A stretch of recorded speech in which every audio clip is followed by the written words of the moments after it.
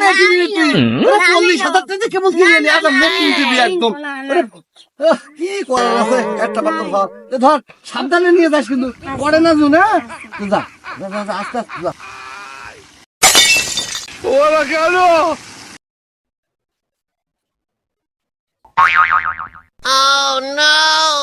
আরে ভাই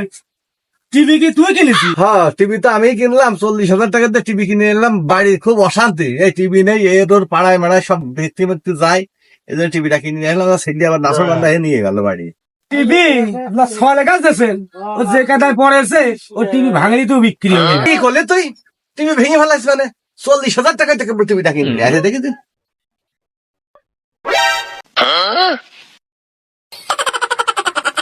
আরে করেছিস নাকি হ্যাঁ কেবল 40,000 টাকা টিভি কত এত করে গেলাম টিভিটা তুই পারবি না কি ক্ষতি করছিস